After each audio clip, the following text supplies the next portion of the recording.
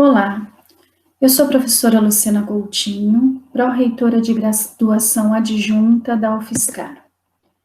Bem-vindos a esse evento. Professoras e professores da Universidade da Educação Básica, bem como futuros professores e professoras.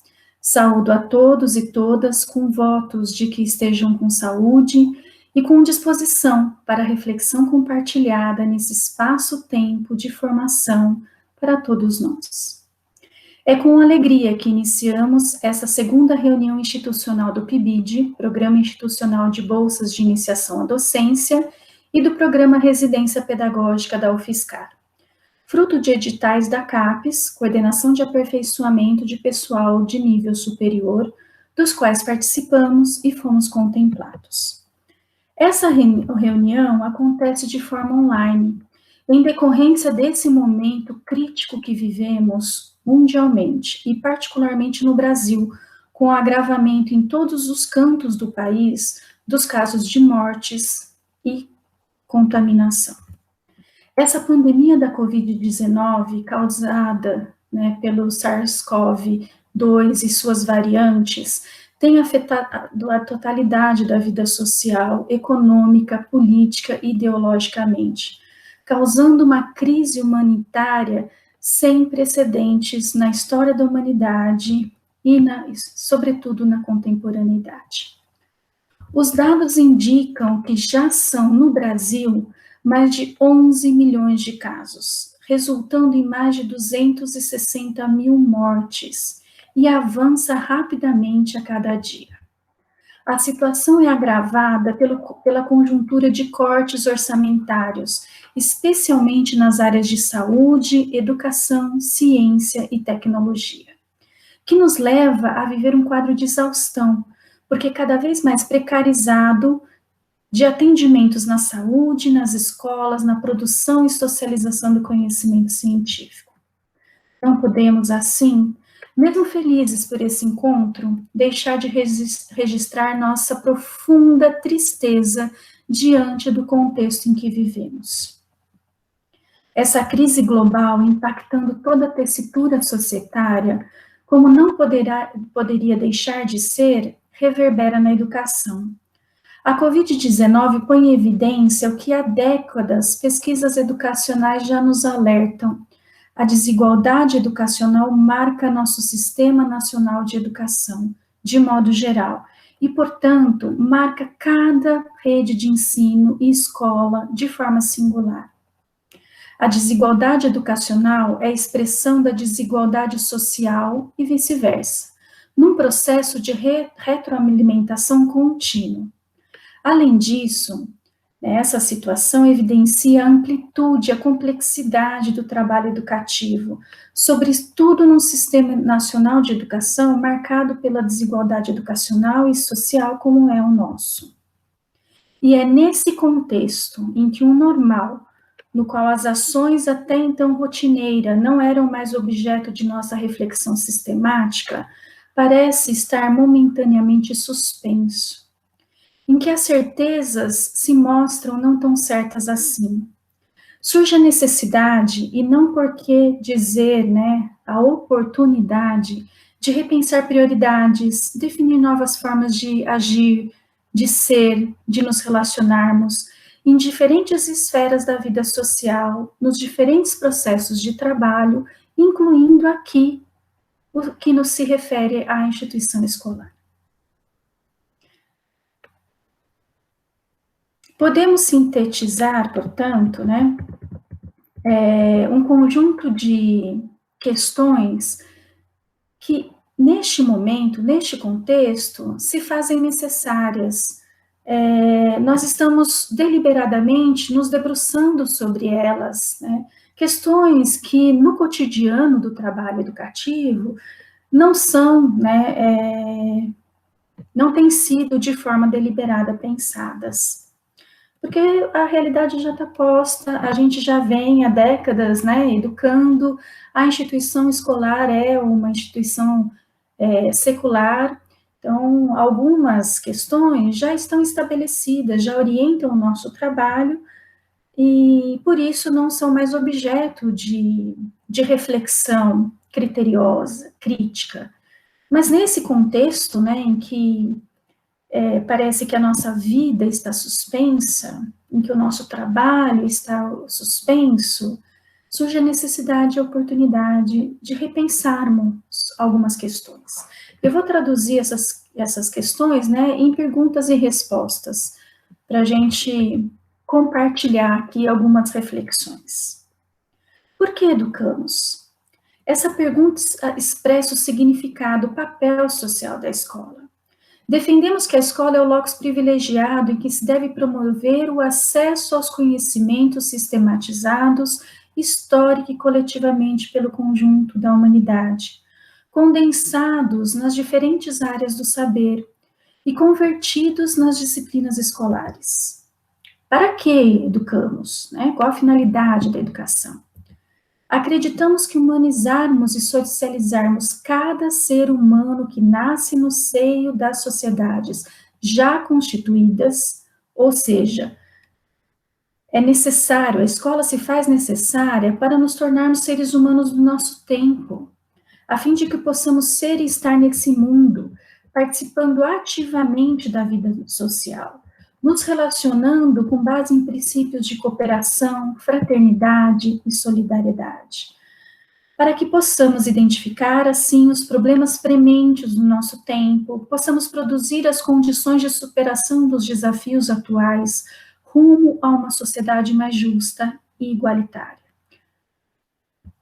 A quem educamos? Que público é esse que nós atendemos?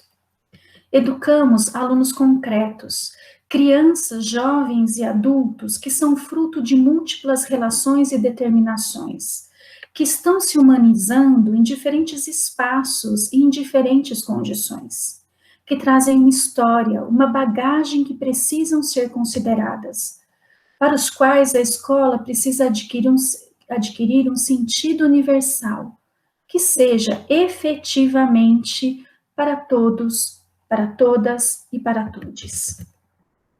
O que ensinamos? Essa pergunta nos remete à questão do saber escolar, que deve tomar como fundamentos os conhecimentos das diferentes áreas científicas, ciências da natureza, biológicas, humanas, linguagem, arte, valores éticos. Afinal, não ensinamos nada a alguém, ensinamos algo a alguém. Né? É preciso termos clareza do objeto de ensino e aprendizagem, para não nos perdermos na superficialidade e não nos tornarmos reféns de finalidades outras que não as educacionais, formativas, cerne da instituição escolar. Como ensinamos, né? Então, continuando aí o trocadilho, ensinamos algo a alguém de alguma forma, né? Ensinamos e ao ensinarmos, aprendemos algo a alguém de determinadas formas.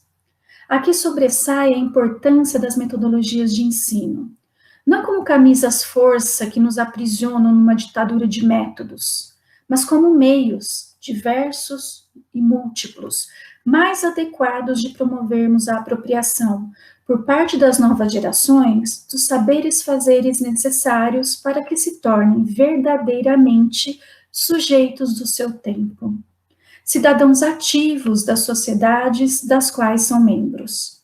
A centralidade, portanto, é a necessidade da formação desses sujeitos, é a necessidade de apropriação por parte desses sujeitos dos conhecimentos teóricos e práticos socializados pela escola que os preparem para a vida social como sujeitos históricos, ou seja, como pessoas que fazem a própria história individual e coletivamente, que é o fundamento e finalidade do processo educativo, e, portanto, critério para a seleção dos recursos e metodologias mais apropriados para atingirmos esse fim. Esses elementos que eu destaquei acima, né, na forma de perguntas-respostas, evidenciam os aspectos constitutivos do processo de trabalho pedagógico, ou podemos chamar também de trabalho educativo, tão bem sintetizado pelo professor Demerval Saviani, quando ele afirma que a natureza humana não é dada ao homem no sentido genérico, né? Mas é por ele produzida sobre a base da natureza biofísica. Consequentemente, o trabalho educativo é o ato de produzir, direta e intencionalmente, em cada indivíduo singular, a humanidade que é produzida histórica e coletivamente pelo conjunto dos seres humanos. E como processo de trabalho, nós, professoras e professores, somos, como trabalhadores da educação, os responsáveis por organizar e gestar a educação. O processo de ensino-aprendizagem, a formação na e pela escola de crianças, jovens e adultos que por ela passam. Mas, assim como não nascemos seres humanos do nosso tempo, sendo necessário, portanto, passarmos por processos educativos, escolares e não escolares, também não nascemos professores e professoras. Nos tornamos docentes em espaços-tempos de formação diversos, em relações, né, que nos possibilitam relações múltiplas, que se articulam, né, de forma umbilical. Iniciamos oficialmente esse tornar-se docente no que chamamos de formação inicial, ou seja, em cursos organizados com a finalidade de formar professores para atuar na educação básica, as conhecidas licenciaturas, nas quais vocês, que estão como, né, estudantes licenciando os bolsistas nos programas PID-BID e residência pedagógica, estão, por meio do trabalho educativo levado a cabo por professores já em exercício da universidade e da educação básica, formando-se professores. Creio ser importante neste momento destacar que o lugar das licenciaturas no ensino superior é uma conquista histórica, fruto da luta e resistência dos educadores ao longo da história da educação. No Brasil, a origem da formação de professores está no que hoje chamamos de educação básica. Até pouco tempo atrás, os professores para atuarem no que hoje é o ensino fundamental 1, né, que representa aí do 1º ao 5º ano, né, da educação básica, eram formados no ensino, né, no nível médio. Essa proposta, aliás, ainda persiste na atualidade. Agora no bojo da reforma do ensino médio por meio dos percursos formativos, em que figura uma proposta, aqui no estado de São Paulo, de um itinerário formativo para formar técnicos em educação, objetivando formar profissionais da educação de nível médio. No blog Formação de Professores da professora Helena Costa Lopes de Freitas, ela alerta que, segundo afirmou a Folha de São Paulo, o secretário de Educação de São Paulo, né, Rocieli Soares, será criada uma escola de aplicação, espécie de projeto modelo, como novo magistério, vinculado à Escola de Formação de Aperfeiçoamento dos Profissionais da Educação, EFAP, do governo paulista. Segundo ele, né, o desinteresse dos jovens por essa carreira passa pela questão salarial, claro, mas também por outros fatores, como a falta de estímulo e os problemas de formação, né, disse ele. É preciso, portanto, ainda hoje, reforçar uma bandeira de luta importante. O ensino superior em geral, e especificamente a universidade, é o locus privilegiado de formação de professores, sendo as licenciaturas esses importantes espaços-tempos de formação inicial de professores para a educação básica, em estreita relação com o campo de atuação profissional desses licenciandos, a escola, a educação básica. Assim, reuniões institucionais como essa são extremamente relevantes e precisam ser valorizadas e consolidadas na universidade, não só como um campo, né, um espaço, um meio de articulação entre escola e universidade, mas também como um importante espaço formativo para todos nós. Essas necessidades de articulação entre campo de formação e campo de atuação profissional, entre o saber e o fazer pedagógico, até aqui evidenciados, nos levam à questão central da pedagogia. Pedagogia não aqui entendida, falada como um curso, mas entendida como a ciência da educação, que é a questão da relação entre teoria e prática, né, que deve se dar de forma umbilical. Saviani, mais uma vez recorro a ele, né, nos ajuda a avançar na reflexão sobre essa importante relação, né, afirmando que teoria e prática são aspectos distintos e fundamentais da experiência humana. Nessa condição podem e devem ser consideradas na especificidade que as diferencia uma da outra.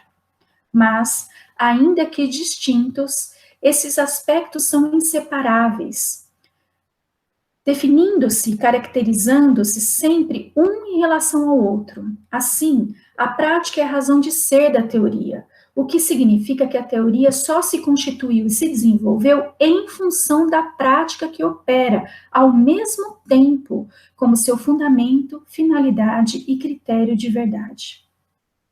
A teoria depende, pois, radicalmente da prática.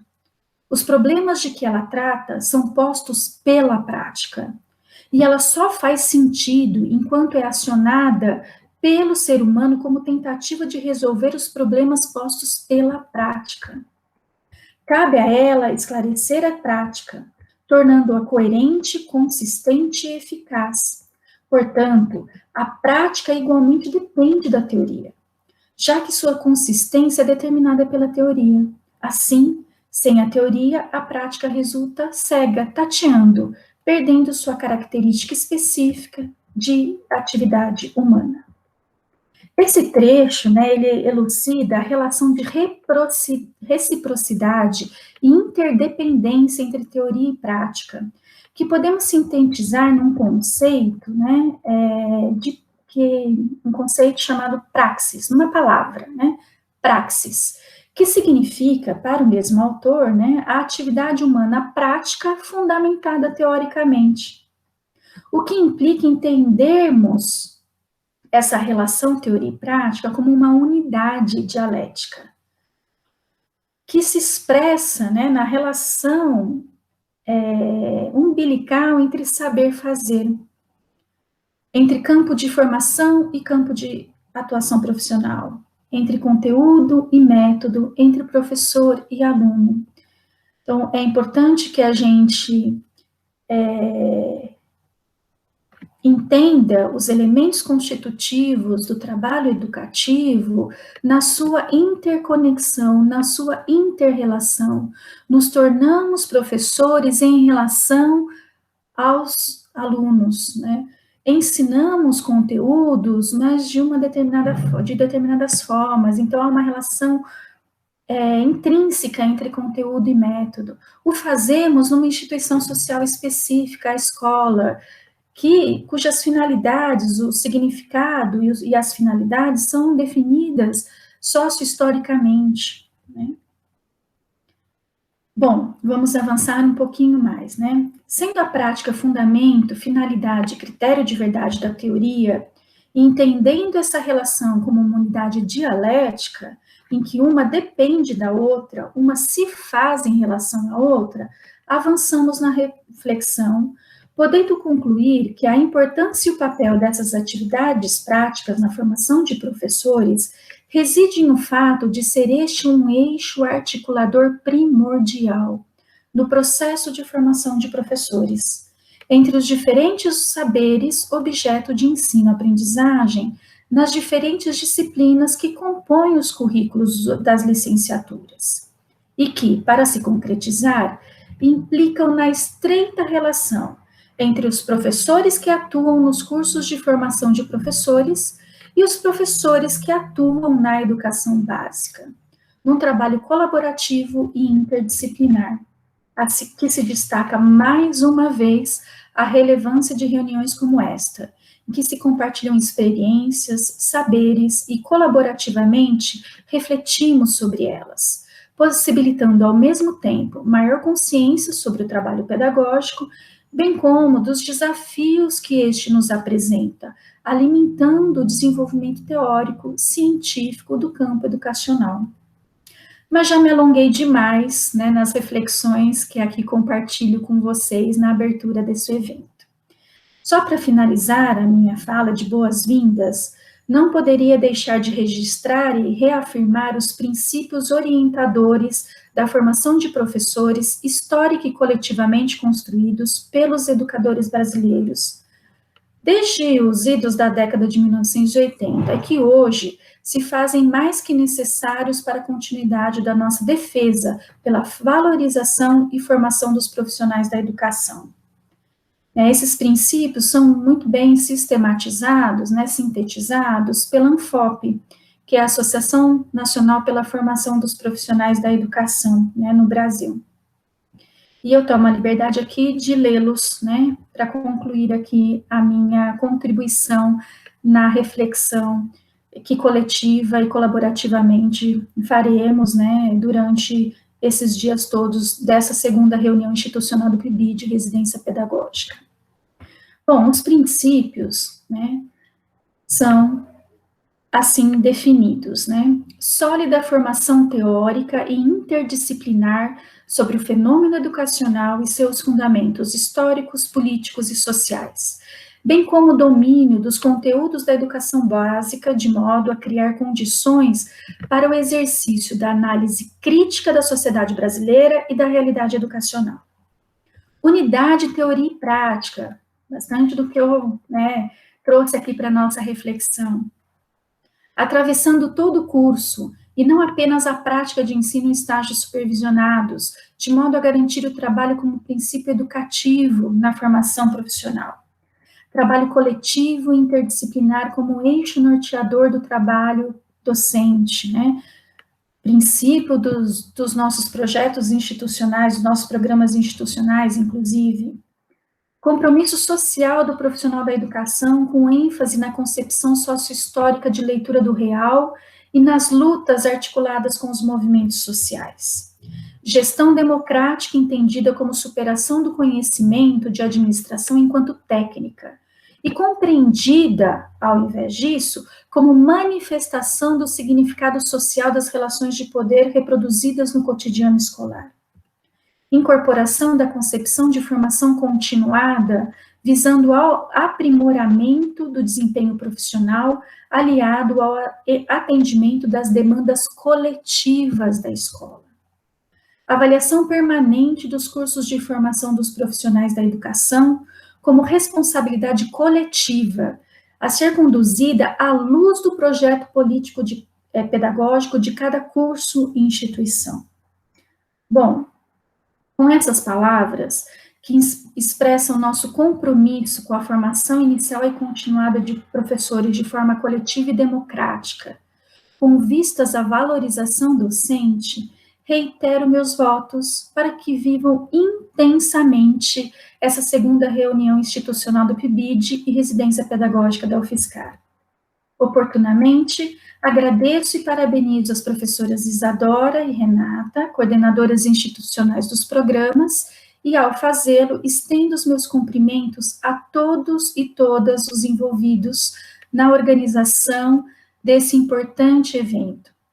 A todas e todos que vão aí, nesses dias, compartilhar experiências, refletir de forma coletiva, de forma colaborativa, interdisciplinar, sobre a formação humana, sobre a educação, sobre a formação de professores, sobre a valorização docente, meus sinceros agradecimentos, e o meu profundo desejo de que seja um evento profícuo a todos e todas. Um forte e fraterno abraço virtual a cada um de vocês. Um profícuo e esperançoso evento.